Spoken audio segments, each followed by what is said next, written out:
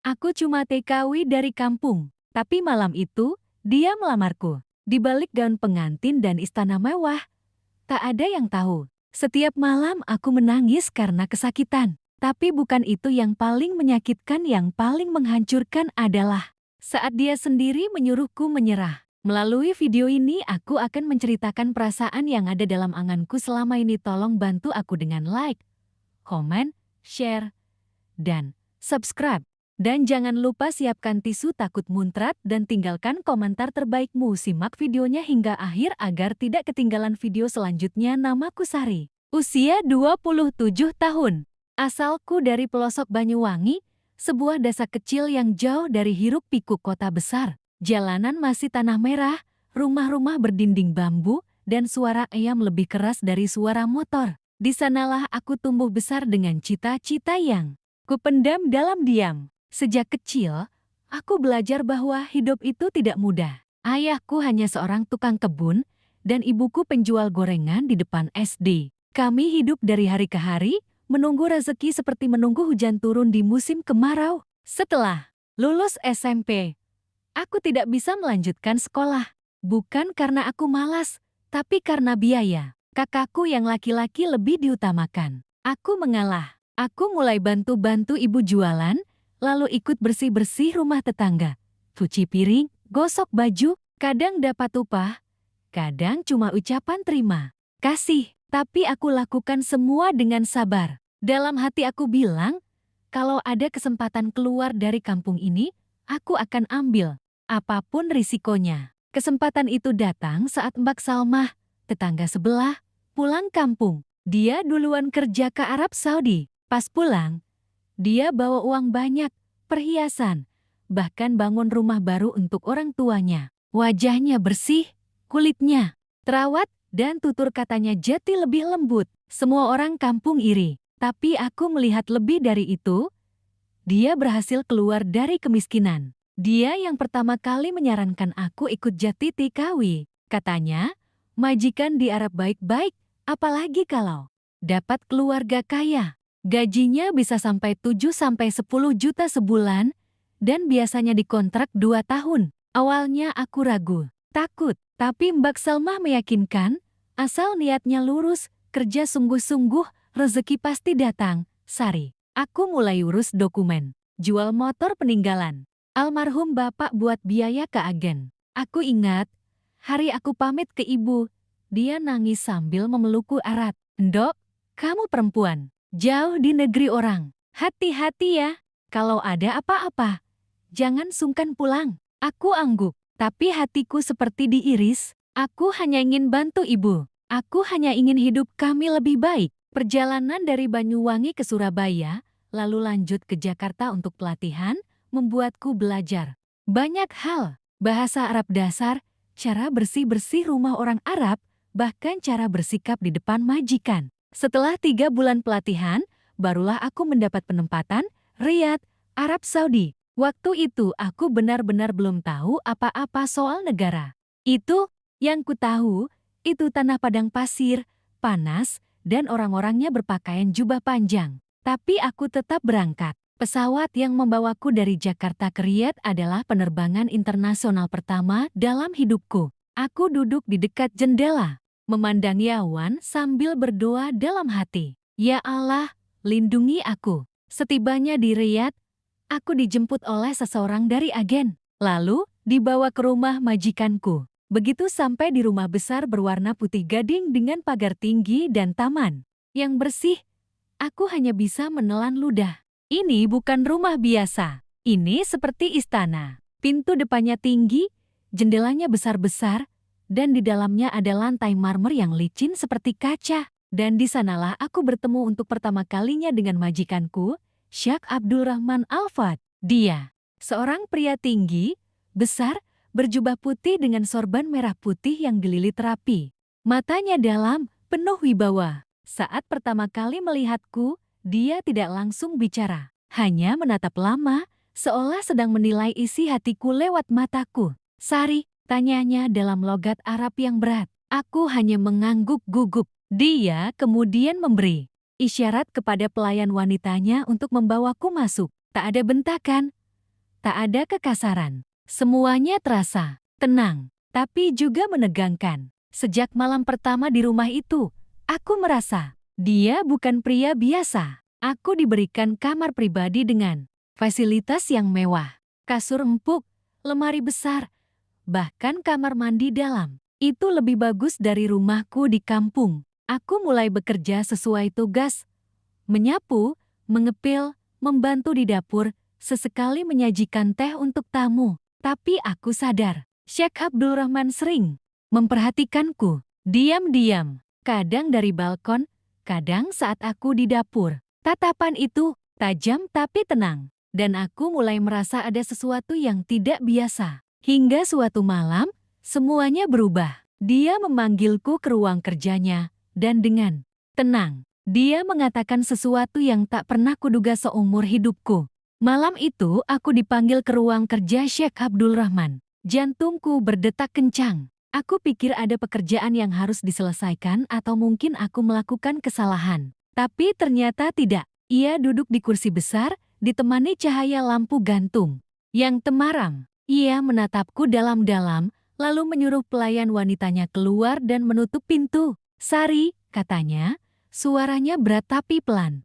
Ia menunjuk kursi di depannya. Aku duduk, masih dengan kepala tertunduk, tak berani menatap matanya. "Selama beberapa minggu ini aku memperhatikanmu. Kamu perempuan yang berbeda, sopan, jujur, dan bersih hati." Aku mengangkat kepala, tak paham maksud ucapannya. Tapi kalimat selanjutnya membuat tubuhku kaku seperti batu. "Aku ingin menikahimu." Aku sempat berpikir aku salah dengar. Tapi ternyata tidak. Ia ulangi kalimat itu dengan yakin. Ia ingin menikahiku. Aku, Sari, seorang TKW dari kampung Banyuwangi, diminta menjadi istri oleh seorang syekh kaya raya. Aku hanya bisa diam, bingung, takut, bahagia, mungkin, tapi lebih banyak cemasnya. Apa aku pantas? Apa kata orang nanti? Apa yang sebenarnya ia inginkan dariku? Aku tidak memaksa, tapi aku serius.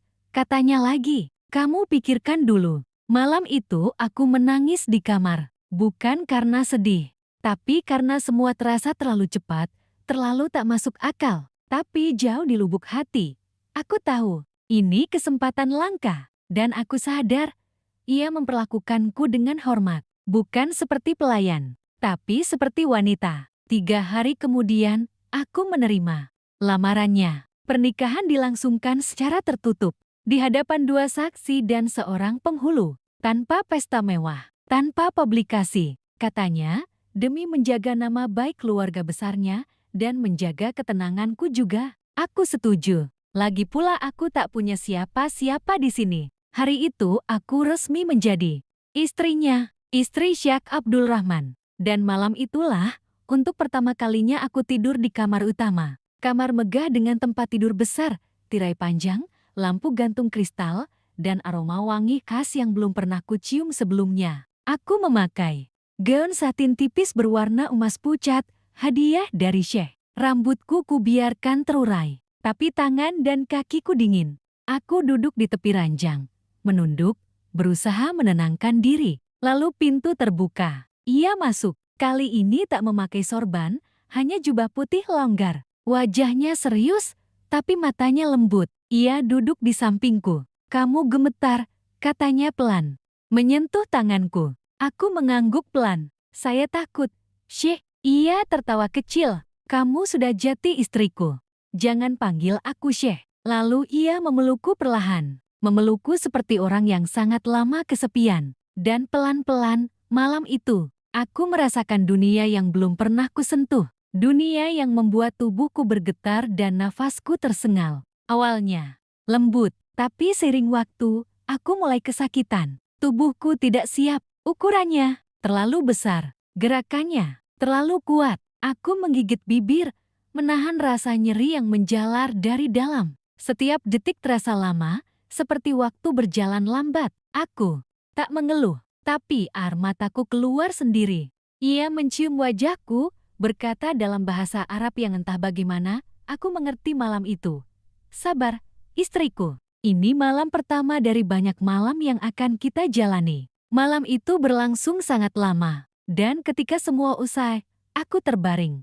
Diam, tubuhku pegal luar biasa. Ia tertidur pulas di sampingku, seperti singa yang puas. Tapi aku terjaga, menatap langit-langit kamar sambil menahan air mata dan nyeri yang menyayat. Esok paginya, aku tak bisa bangun. Badanku ngilu semua, pinggulku sakit, dan kakiku lemas. Pelayan wanita membantuku bangun dan memandikan tubuhku dengan air hangat. Aku malu, tapi aku juga tahu mungkin mereka sudah biasa. Hari-hari berikutnya, hal itu menjadi rutinitas. Hampir setiap malam, kadang sekali, kadang 2 kali. Aku mulai terbiasa, tapi rasa sakitnya tidak pernah benar-benar hilang. Kadang aku berjalan dengan pelan keesokan harinya, menahan nyeri. Kadang aku pura-pura tertidur lebih awal supaya bisa selamat. Tapi tetap saja, ia selalu tahu.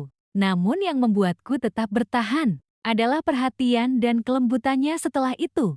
Ia peluk aku erat. Ia bisikan doa ke telingaku. Ia cium dahiku setiap kali selesai. Aku merasa dicintai, tapi tubuhku menolak cinta itu setiap malam. Dan dari situlah aku sadar, menjadi istri seorang sultan bukan hanya soal kemewahan dan harta, tapi juga tentang menerima rasa sakit yang tak bisa diceritakan ke siapapun. Aku pikir, setelah jadi istri Syekh Abdul Rahman, hidupku akan tenang. Mewah, iya. Nyaman, iya. Tapi ternyata, tak semudah itu. Setelah malam-malam penuh rasa sakit dan pelukan hangat yang selalu datang setelahnya, aku mulai menyadari satu hal. Cinta saja tak cukup jika banyak hal disembunyikan darimu. Awalnya, aku mencoba menikmati peran sebagai istri. Rumah yang tadinya hanya kulihat dari pojok dapur, kini menjadi tempat aku bebas berjalan. Pelayan-pelayan lain mulai memanggilku Amsari, dan aku tak lagi melakukan pekerjaan rumah. Tugas utamaku sekarang hanya satu, menunggu Syekh pulang dan menemaninya. Syekh Abdul Rahman sendiri berubah. Ia tampak lebih senang, lebih sering tersenyum saat bersamaku. Ia sering mengajakku makan malam berdua di taman belakang rumah, ditemani cahaya lilin dan alunan musik Arab lembut. Aku mulai berpikir, mungkin ini adalah cinta yang sesungguhnya. Tapi semuanya berubah pada suatu malam. Aku terbangun karena mendengar suara pintu kamarku terbuka. Bukan suara biasa, tapi seperti dibanting dengan pelan. Kupikir itu pelayan. Tapi ternyata, Syekh yang masuk. Wajahnya tampak berbeda, tidak seperti biasanya. Wajah yang biasanya teduh, malam itu pucat dan tegang. Di tangannya ada ponsel, dan ia baru saja selesai menutup telepon. Aku duduk, mencoba membaca wajahnya. Ada apa, Syekh? Ia tak langsung menjawab. Ia hanya duduk di kursi dekat jendela, menatap keluar, lalu berkata lirih, "Sari, aku harus pergi ke Dubai besok pagi." "Dubai?" tanyaku. "Untuk apa?" "Ada urusan keluarga. Penting." Aku diam. Tapi naluri wanitaku berkata, ada sesuatu yang tidak beres. Apalagi saat ia menoleh ke arahku dan berkata, "Mungkin kamu akan mendengar hal-hal yang tidak enak." Dek, kalimat itu menghantam dadaku seperti palu godam. "Apa maksudmu?" tanyaku pelan. Ia berdiri, menghampiriku, lalu memegang tanganku. "Kamu hanya perlu percaya padaku. Aku akan jelaskan semuanya nanti." Aku ingin memaksa, ingin tahu kebenarannya. Tapi saat menatap matanya, aku tahu ia sedang menyembunyikan sesuatu yang sangat besar. Malam itu ia tidur di sampingku, tapi tidak menyentuhku sama sekali. Ia hanya memelukku dari belakang, erat, seperti seseorang yang akan pergi lama. Keesokan paginya, ia pergi. Dan dari situ, semuanya mulai berubah. Para pelayan di rumah mulai berbisik-bisik. Beberapa menatapku dengan kasihan, beberapa lagi dengan sinis. Aku mencoba tetap tenang, tapi saat aku sedang duduk di taman belakang, seorang pelayan senior bernama Fatimah duduk di sampingku, lalu berkata dengan suara rendah, "Ibu Sari, saya tahu ini bukan urusan saya, tapi sebaiknya Anda tahu, Syekh punya istri pertama di Dubai." Aku tertegun. "Apa maksudmu?" "Dia belum meninggal, masih hidup, bahkan keluarga besarnya sangat berpengaruh. Wanita itu tahu soal Anda, dan dia marah besar. Dia yang meminta Syekh datang ke Dubai sekarang." Tubuhku gemetar, tanganku spontan mencengkeram kain jilbab yang kukenakan. Tapi dia bilang istrinya sudah meninggal. Fatimah menunduk. Saya hanya pembantu, tapi saya dengar dari sopir, pernikahan kalian tidak disetujui oleh keluarga besar, karena Anda bukan dari keturunan bangsawan. Hari itu aku mengurung diri di kamar. Kupandangi cermin lama-lama, aku menyentuh wajahku sendiri. Aku sadar aku bukan siapa-siapa. Bukan bangsawan, bukan wanita kaya. Aku hanya mantan pembantu dari kampung yang kebetulan disintai oleh seorang sultan. 3 hari berlalu, Syekh tak memberi kabar. Aku kirim pesan, tak dibalas. Aku telepon, tak dijawab. Aku mulai panik. Hatiku seperti dikerat perlahan. Hingga pada hari keempat, aku menerima pesan pendek. Maafkan aku, Sari. Untuk sekarang, jangan keluar rumah. Ikuti apapun kata keluarga. Pesan yang membuat seluruh darahku serasa berhenti mengalir. Dan malamnya, sesuatu yang tak kusangka terjadi. Saat aku sedang berbaring dengan mata sembab, pintu kamar pelan-pelan terbuka. Aku kira pelayan. Tapi yang muncul adalah seorang wanita bercadar hitam penuh. Hanya mata tajamnya yang terlihat. Di belakangnya berdiri 2 wanita lain, juga bercadar. Wanita itu masuk, lalu duduk di kursi dekat tempat tidur. Aku Zainab, katanya, dengan suara tajam. Istri pertama Syekh Abdul Rahman. Aku hanya bisa menatap, membeku, nyaris tak bisa bernapas. Kamu hanya pelayan yang kebetulan disukai. Tapi aku adalah istri yang sah, pertama, dan satu-satunya yang diterima oleh keluarga besar. Lalu ia membuka tas kecil dari jubahnya, mengeluarkan sebuah amplop putih. Ditaruh di meja kecil di sebelahku. Ambil ini, uangnya cukup untukmu pulang ke negerimu. Dan lupakan semuanya. Kalau tidak, kamu akan lihat seperti apa rasa ditolak di negeri orang. Aku hanya bisa menatapnya dalam diam. Tapi dalam hati, aku tahu, malam itu, aku tidak hanya terluka di tubuh tapi hancur di hati.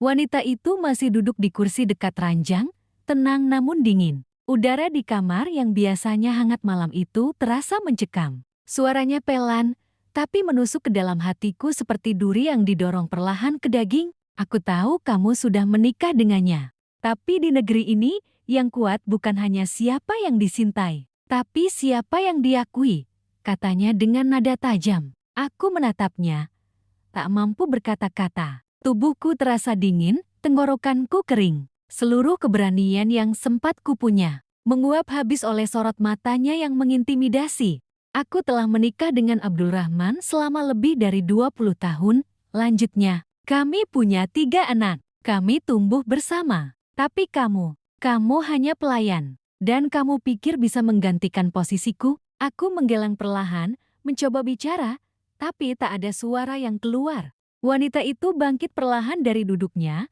lalu berjalan ke meja kecil di samping tempat tidur dan meletakkan sebuah amplop putih yang cukup tebal. Di dalam ini ada uang yang cukup untuk hidupmu nyaman di negerimu. Bahkan bisa bangun rumah, beli tanah, buka usaha. Cukup untukmu melupakan semuanya. Dia menatapku, lalu menambahkan, syaratnya cuma satu. Kamu harus menandatangani surat cerai ini. Tanganku spontan mencengkeram selimut. Aku menatap surat itu yang sekarang ia keluarkan dari map kulit. Surat dalam bahasa Arab yang sudah ada nama lengkapku di bagian atas, lengkap dengan tanggal dan tanda tangan pihak suami. Hanya tinggal aku yang belum menandatangani. Kalau kamu menolak, katanya dingin, jangan salahkan jika hidupmu di sini berubah jadi mimpi buruk. Kami punya kuasa. Kamu cuma satu butiran pasir di antara padang gurun ini. Aku menunduk, ingin menangis, tapi air mataku sudah habis. Wanita itu lalu mendekat, berdiri di hadapanku, dan berkata pelan namun tajam, jangan sampai kamu merasa lebih berharga dari yang kamu kira. Kamu hanya perempuan dari kampung. Jangan bermimpi terlalu tinggi. Setelah berkata begitu, ia dan 2 pengawalnya pergi. Pintu kamar tertutup perlahan, menyisakan keheningan yang begitu menyakitkan. Aku duduk terdiam. Beberapa saat kemudian, aku tak tahan lagi.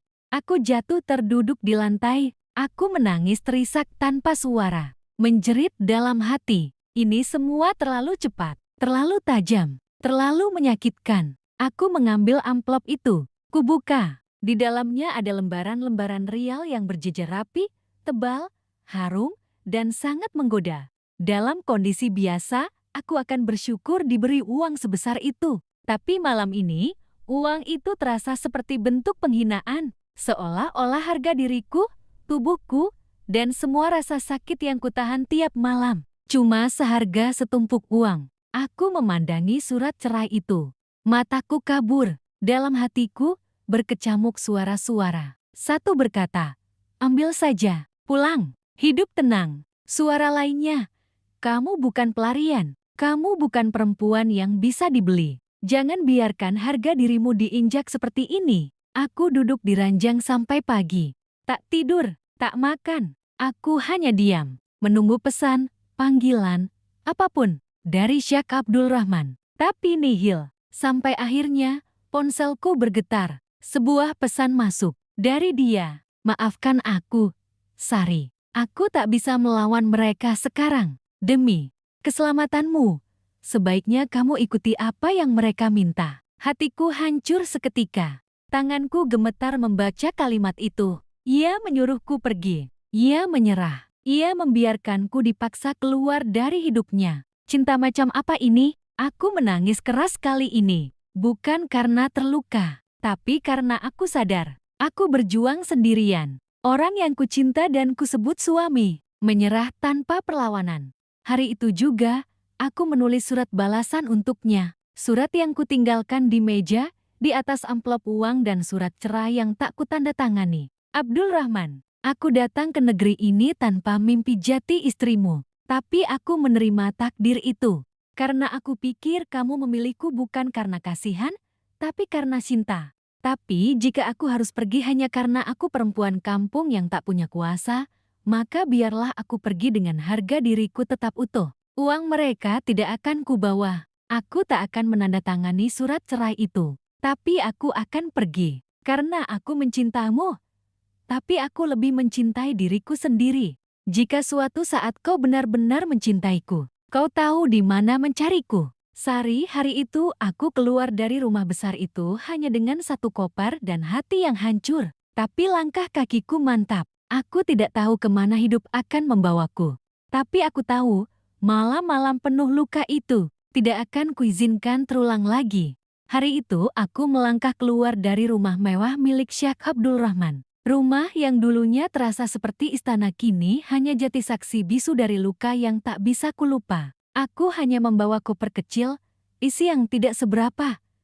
Beberapa pakaian, paspor, uang simpanan sendiri, dan satu benda kecil cincin kawin emas putih yang kini terasa lebih berat daripada sebelumnya. Tak ada pelayan yang mengantar. Tak ada tangisan perpisahan. Hanya tatapan iba dari Fatimah, pelayan tua yang dulu sering membantuku diam-diam. Dia berdiri di balik tirai, menatapku dengan mata berkaca-kaca. "Maafkan kami, Amsari," katanya lirih. Aku tersenyum tipis. "Bukan. Salah kalian." Tak ada mobil mewah yang menjemputku hari itu. Aku naik taksi ke sebuah apartemen kecil di sudut kota Jed. Tempat teman sesama TKW memberiku tumpangan sementara. Namanya Rika, asal Semarang. Dia kaget melihatku datang membawa koper dan wajah sayu. "Loh, kamu kenapa? Sar, mana syekhmu? Kok kamu kayak habis kabur?" Aku hanya menjawab dengan satu senyum kosong. Rika tidak bertanya lebih lanjut malam itu.